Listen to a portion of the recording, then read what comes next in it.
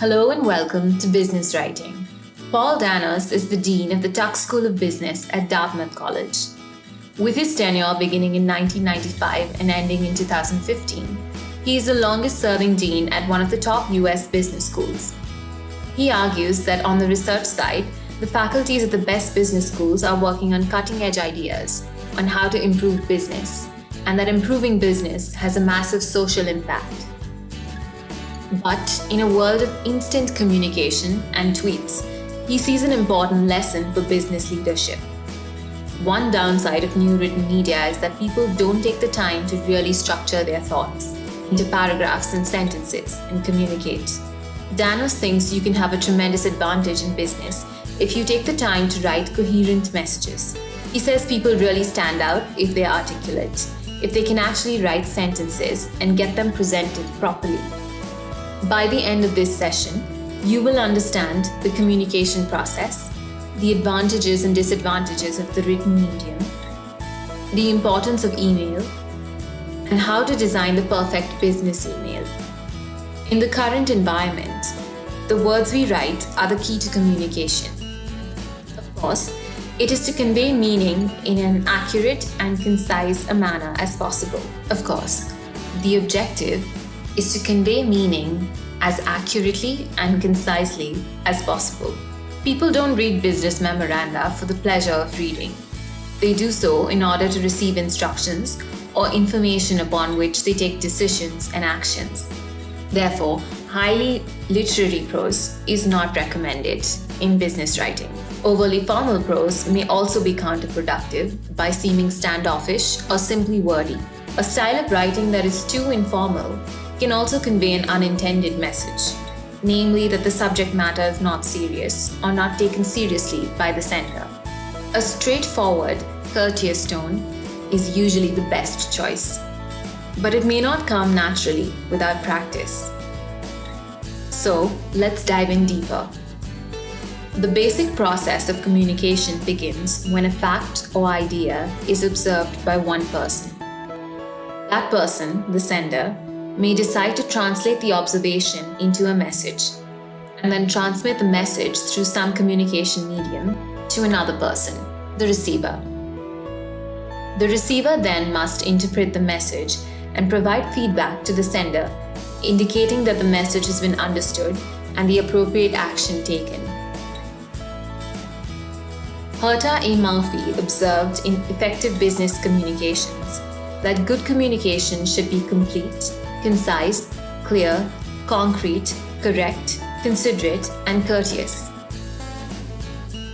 More specifically, that means that communication should answer basic questions like who, what, when, and where, as well as be relevant and not overly wordy. It should focus on the receiver and his or her interests.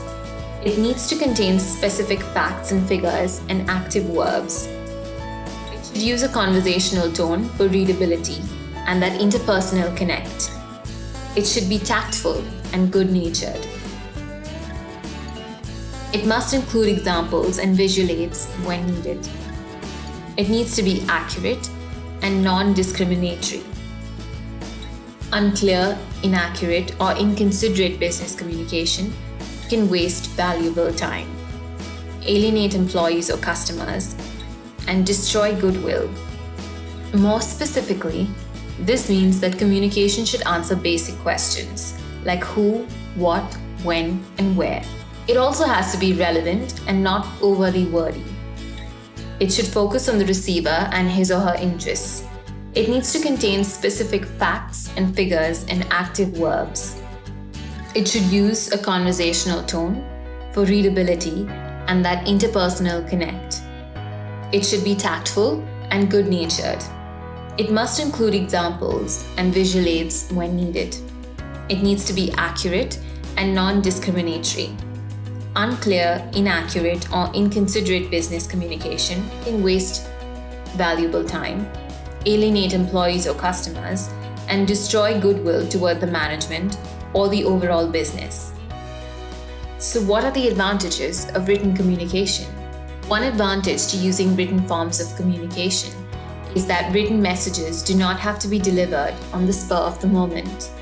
Instead, they can be edited and revised several times before they are sent so that the communication can be shaped to maximum effect.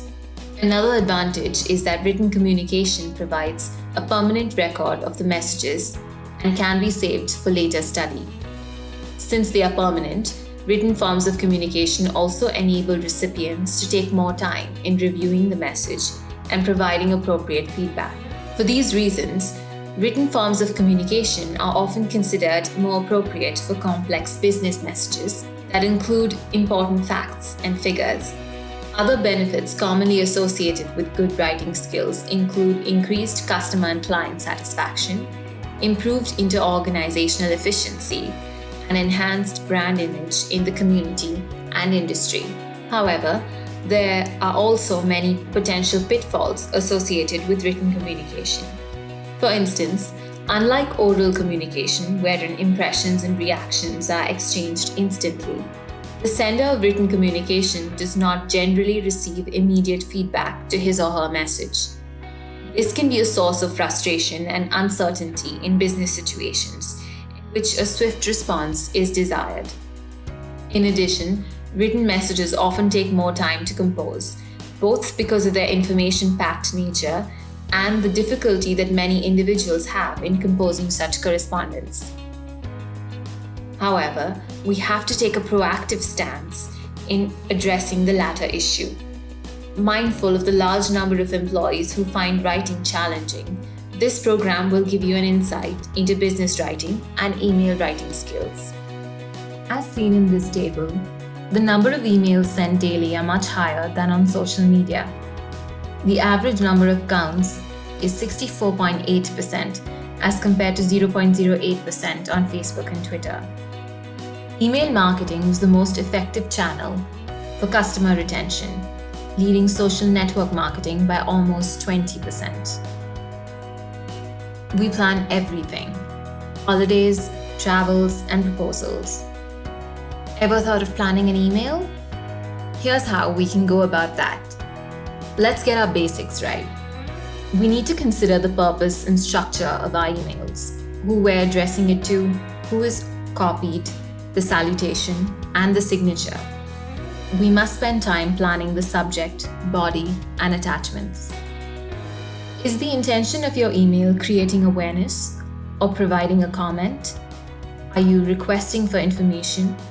Are you following up, communicating a complaint or an apology?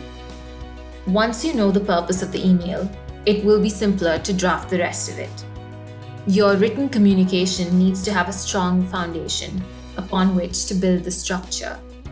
So what can make the foundation strong enough? The style of the email entails deciding between a formal or informal tone.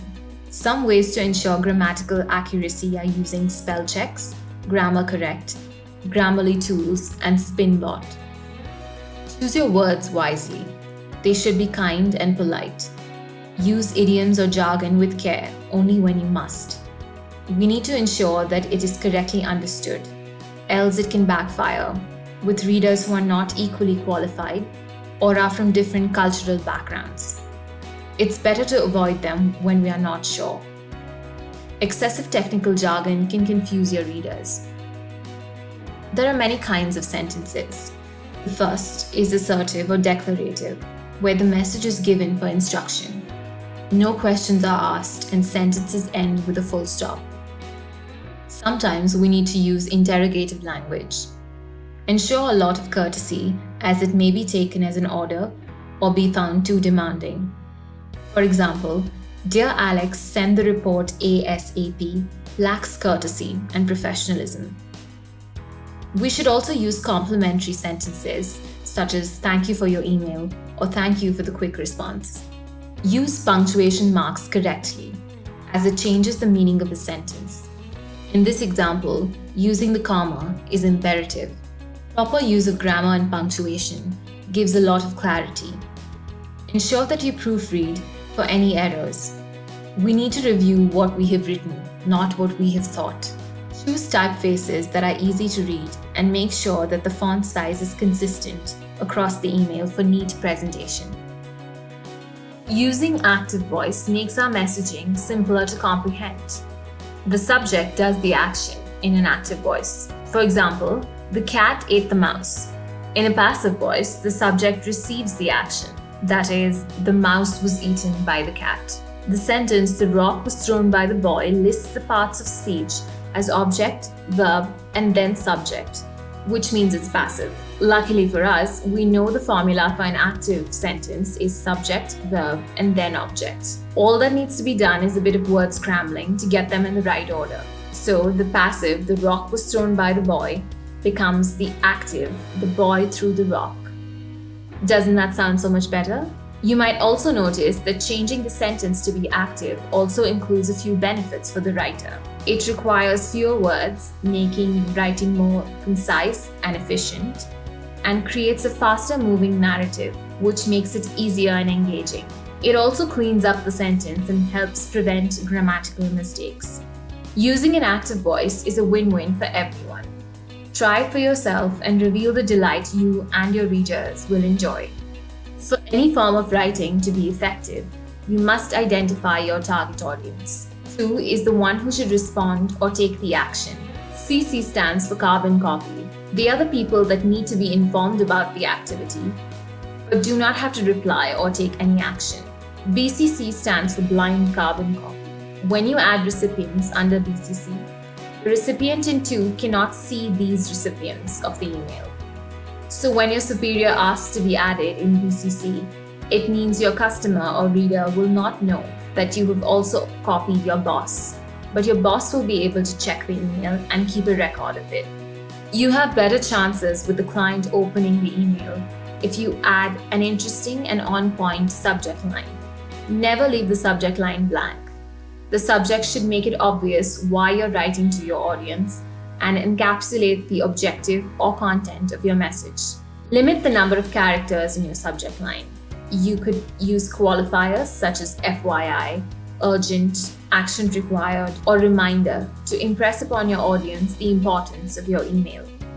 Do not use all capitals in your subject line, as it will sound rude. It is important for the greeting to set a tone that is interpreted as appropriate by the recipient. Never leave it blank.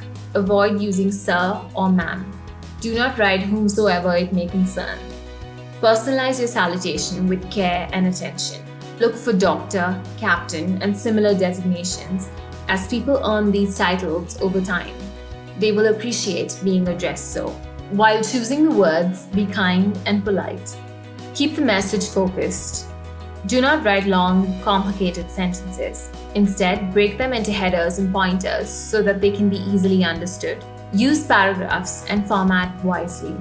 For example, if we are discussing 3 different topics like features, advantages, and pricing, make 3 different paragraphs and use pointers. Proofread. Everyone knows to check for spelling and grammar mistakes in the emails, but have you checked to make sure dates, event titles, deadlines, and names are spelled correctly? Misspelling a name or entering wrong dates may cause confusion and offense. Do not assume privacy will be ensured by the other party. Write or attach only the authorized data. Use the same writing style across the email. Use bold or underline to make those parts of your message stand out. Just beware of going overboard with font formatting. You do not want to send an email that's entirely italicized, bolded, or underlined. Do not use capitals because it will be read as you shouting. If referring to attachments in your email, make sure that you have actually attached the files. Keep the file size of the attachments as small as possible. If an attachment is big, zip the file. It's also advised to give the recipient a heads up if the file size is too big. Always make sure you say thank you and sign off with regards. Keep your signature crisp and professional and include contact information. Do not get carried away with poetry and quotes. Legitimacy and professionalism are the most important part of your signature. Creating a cohesive image displayed throughout your company shows that your business is well established. A signature is the perfect opportunity to brand every message you send. It establishes and reinforces who you are as a company. By creating a cohesive email signature for each employee on your team, You create brand recognition in every person to whom your employees send emails. The signature is also your digital business card. It is a way to connect with customers and convey your openness to communication. Adding a picture to your email signature is the cherry on top. It will allow the person receiving the email to make a personal association and connection with you. Keeping every signature on brand is the key to success. Make sure the logo and colors used in your company's signature are the same as the ones on your website, brochures, letterheads, business cards, and so on. Be creative, yet keep things simple. Let this signature show your brand's personality. Each one of your employees should have the same email signature layout, which should also include your company's logo and colors. That way, all emails sent from your business are branded, reinforcing the branding benefits stated above. Adding links to your homepage or social media platforms will make it a lot easier for the recipient to contact you. It is an easy way to subtly promote your website and social media platforms. It will also make it easier for the recipient to find this information because it will be located at the bottom of every email that you send. There are regulations in place that require each email you send to have a legal disclaimer. This disclaimer depends on what is important to your business. Reasons to add a disclaimer include confidentiality or copyrights to information on the email. Having a legal disclaimer on your email signature ensures your disclaimer will be on every email that you send. Keep it simple. Do not overload the signature with tons of text, icons, or links. Make sure all the basics are in place, like name, position, phone number, email, website, and logo. Optional inclusions can be pictures, small icons, or links to your top 2 or 4 social media platforms, and any other legal disclaimers. Here is your checklist for emails. Be concise and to the point. Do not use capitals. Read your email before you send it. Use spell check. Don't discuss confidential information over an email. No racist, defamatory, or offensive remarks. Do not mark complaints to all. Do not reply to all. Do not use emoticons as that changes the tone to informal. Do not unnecessarily lengthen your sentences. Here is a list which tells you the crisper, better way to convey a message. Instead of "we are of the opinion that," say "we think." Instead of "please feel free to," you could try "please." In addition to the above can also be said as also. Instead of "at this point of time," you could say "now." Despite the fact that can also be said as although. It's activity time! Let's make the dull phrases interesting and charming. Thank you in advance is a rather loaded sign-off. A study by the Boomerang ranked this sign-off most unlikely to get a response. Clearly, gratitude is the solid way to end an email if you want to hear back from the recipient. So, saying thank you in advance. Thank you in advance is a rather loaded sign-off. A study by the Boomerang ranked this sign-off most unlikely to get a response. Clearly, gratitude is a solid way to end an email if you want to hear back from the recipient. So saying thank you is a mandate. On the other hand, thank you in advance can come across as presumptuous and even passive-aggressive. Depending on the context, it could make the sender sound as if saying, "I expect you to do this." You want to steer clear of the potential misunderstandings this popular sign-off might create. PFA is widely recognized and quick to convey the message.